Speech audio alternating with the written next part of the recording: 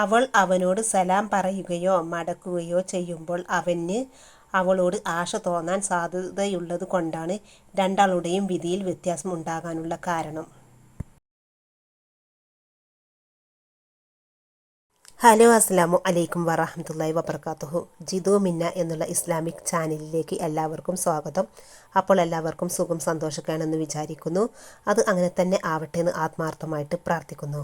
മാഷാ അല്ലാ, അൽഹംദുലില്ലാ, ഞങ്ങളും ഇവിടെ സുഖമായിട്ട് പോകുന്നു.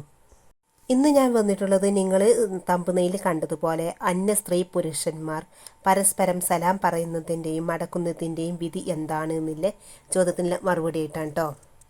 ഇതിനുള്ള ഉത്തരം പറയുന്നതിൻ്റെ മുമ്പൊരു കാര്യം പ്രത്യേകിച്ച് പറയാനുള്ളത് എന്താ വെച്ചാൽ, ഇതിന് എന്താ ഇഷ്ടമുള്ളവർ എടുക്കുക, അല്ലാത്തവർ വിട്ടേക്ക് കേട്ടോ. അപ്പോൾ ഇത് ഞാൻ അറിയാത്തവർക്ക് വേണ്ടിയിട്ടും പിന്നെ എൻ്റെ ചാനൽ ഇഷ്ടപ്പെടുന്നവർക്കും വേണ്ടിയിട്ടാണ് ഞാനിത് ഇവിടെ വന്ന് ഷെയർ ചെയ്യുന്നത്, നിങ്ങളുമായിട്ട് ഷെയർ ചെയ്യുന്നത്. അപ്പോൾ പിന്നെ എന്നും എപ്പോഴും എല്ലാ ചാനലിലും ഞാൻ പറയാറുള്ളത് പോലെ ചാനൽ കണ്ടിട്ട് ഇഷ്ടപ്പെടുകയാണെങ്കിൽ ലൈക്ക് ചെയ്യാനും ഷെയർ ചെയ്യാനും കമൻറ്റ് വിടാനൊന്നും മറക്കരുത് കേട്ടോ.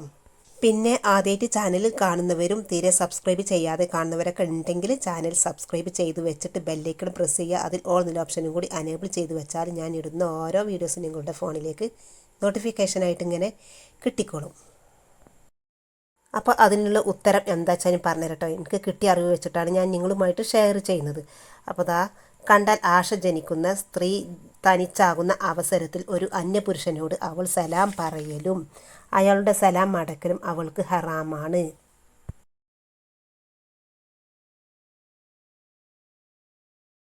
അന്യപുരുഷൻ അവൾക്കു സലാം പറയലും അവളുടെ സലാം അവൻ മടക്കലും കറാഹത്താണ്.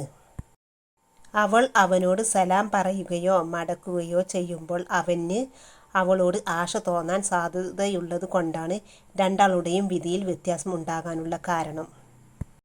അപ്പോൾ അത്രയേ ഉള്ളൂ. അപ്പോൾ ഞാനും പഠിച്ച് മനസ്സിലാക്കിയ കാര്യങ്ങളാണ് നിങ്ങളുമായിട്ട് ഷെയർ ചെയ്യുന്നത്. അപ്പോൾ ഇന്നത്തെ വീഡിയോ എല്ലാവർക്കും യൂസ്ഫുൾ ആയിട്ടുണ്ടാകുമെന്ന് വിചാരിക്കുന്നു. യൂസ്ഫുൾ ആയിട്ടുണ്ടെങ്കിൽ ഞാൻ നേരത്തെ പറഞ്ഞതുപോലെ വീഡിയോക്ക് ലൈക്ക് കൊടുക്കാൻ മറക്കല്ലേ. പിന്നെ ആദ്യമായിട്ട് ചാനൽ കണ്ടവരും തീരെ സബ്സ്ക്രൈബ് ചെയ്യാതെ കണ്ടവരും ഉണ്ടെങ്കിൽ ചാനൽ സബ്സ്ക്രൈബ് ചെയ്ത് വെച്ചിട്ട് ബെല്ലൈക്കൺ പ്രസ് ചെയ്ത് അതിൽ ഓൾ എന്നുള്ള ഓപ്ഷൻ കൂടി അനേബിൾ ചെയ്ത് വെച്ചാൽ നിങ്ങൾക്ക് ഇതുപോലുള്ള ഇസ്ലാമിക് അറിവുകൾ നിങ്ങളുടെ ഫോണിലേക്ക് നോട്ടിഫിക്കേഷനായിട്ട് ഇങ്ങനെ കിട്ടിക്കോളും.